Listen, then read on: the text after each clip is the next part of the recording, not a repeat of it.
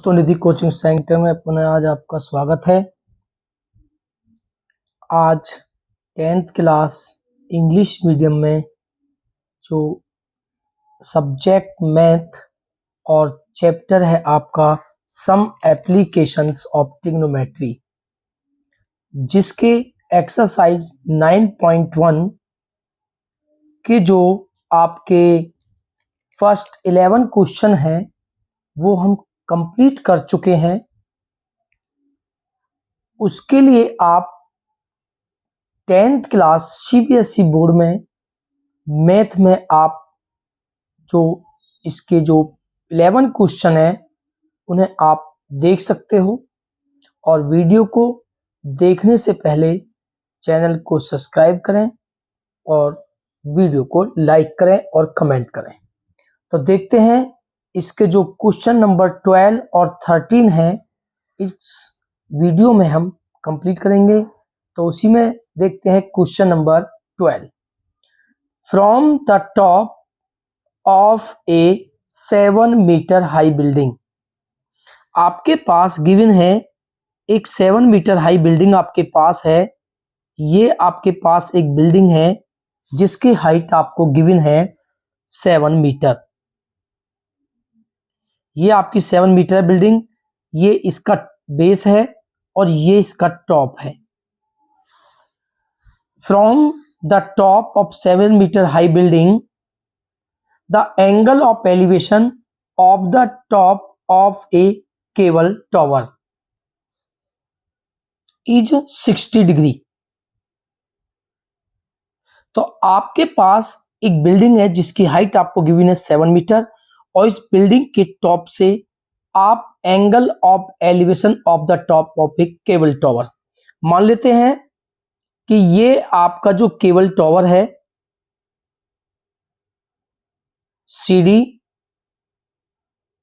और ये cable tower का जो टॉप है और इसके टॉप से इसके टॉप का जो एंगल ऑफ एलिवेशन है वो आपको गिवन है इज 60 डिग्री। तो सबसे पहले आप ये लाइन इसके पहले ड्रॉ करते हो, ये पॉइंट लेते हैं हम ई। तो ये एंगल आपको गिवन है 60 डिग्री। तो ये 60 डिग्री है आपका। And the angle of depression of its foot, अब इस टॉप से इसके जो फुट है, ये इसका फुट है केबल टॉवर का, इसका जो एंगल ऑफ डिपर्जन है वो आपका 45 डिग्री है। तो ये एंगल ऑफ डिपर्जन है 45 डिग्री। तो अगर ये 45 है तो ये एंगल भी आपका 45 ही होगा। क्यों? क्योंकि ये लाइन इसके पैरेलल है, ये ट्रांसवर्स लाइन है, तो ये एंगल के इक्वल होगा।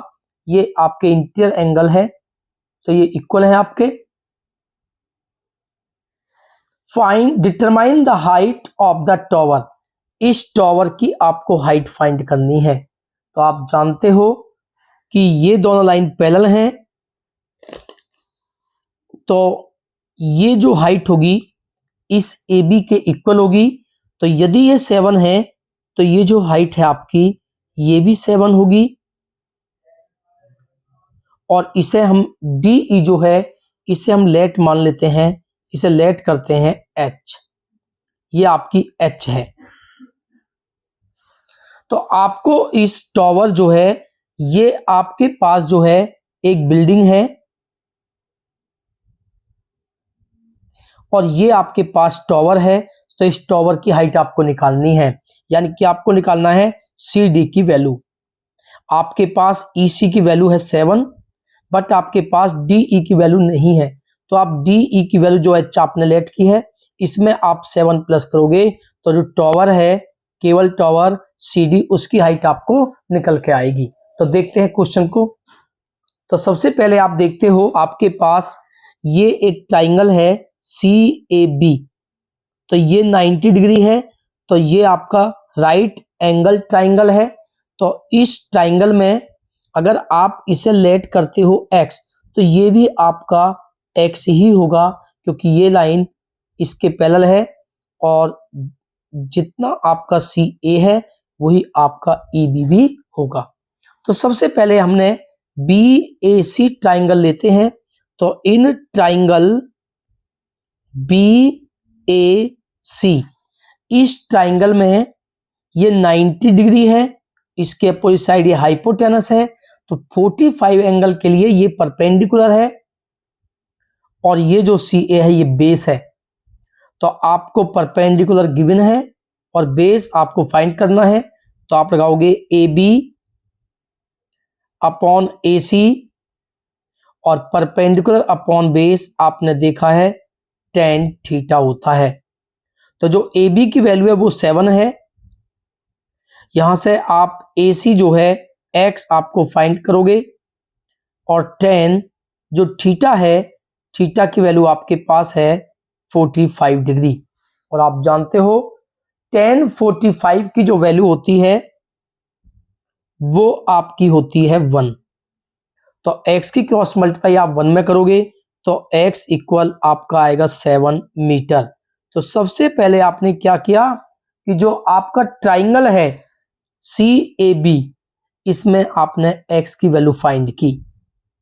अब आपको लेना है, ये आपका राइट एंगल ट्राइंगल है, तो डी ई बी में एंगल ई 90 डिग्री है, तो 60 डिग्री के लिए h आपका परपेंडिकुलर है और ई बी आपका बेस है।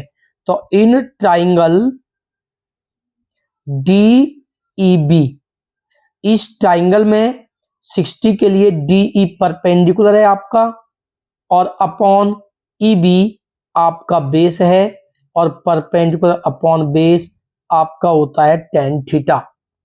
तो डी ई की वैल्यू आपके पास h है अपॉन ई बी की वैल्यू आपके पास x है इक्वल tan थीटा की वैल्यू आपके पास है 60 डिग्री। और आप जानते हो tan 60 की जो वैल्यू होती है वो होती है √3। तो यहां से आप x की वैल्यू पुट करोगे, तो x की वैल्यू पुट करोगे तो वो 7 है इक्वल √3। 7 की √3 में मल्टीप्लाई करोगे तो h की वैल्यू आएगी निकल के 7√3। तो ये आपकी h की वैल्यू फाइंड। इसके बाद आप जानते हो कि आपको जो केबल टॉवर है CD वो वैल्यू निकालनी है। तो निकालोगे CD इक्वल आपका होगा CE plus ED, CE plus ED। तो CD इक्वल टू CE की वैल्यू आपके पास 7 है प्लस ED, ED को आपने H लेट किया है, तो CD इक्वल 7 प्लस जो H की वैल्यू है 7√3। तो CD इक्वल टू, इसमें आपका 7 कॉमन है तो आपका आता है 1 प्लस √3 या √3 प्लस 1 आप लिख सकते हो।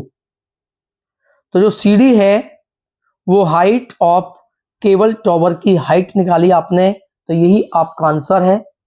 इसके बाद देखते हैं क्वेश्चन नंबर 13।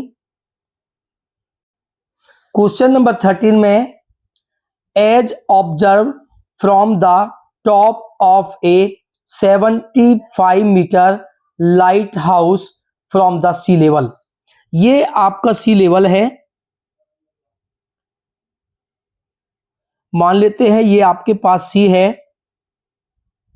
और ये सी लेवल है आपका और इस पर एक लाइट हाउस है ये ए बी। ये ए बी आपके पास लाइट हाउस है। इस लाइट हाउस का जो टॉप है वो बी है और इसका जो फुट है वो ए है। गिवन है from the top of a 75 metre lighthouse, इसकी जो हाइट गिवन है वो 75 मीटर है। Lighthouse from the sea level, the angles of depression from two ships are 30 degree and 45 degree if one ship is exactly behind the other in the same side. यानी कि दोनों सी जो हैं वो same side हैं, एक ही side है। मान लेते हैं ये आपका सी है और ये सेकंड शिप है आपका डी, और इन लाइट हाउस के टॉप से इन दोनों का जो सी का जो एंगल ऑफ डिपर्जन आपको गिवन है वो गिवन है 30 डिग्री एंड 45 डिग्री।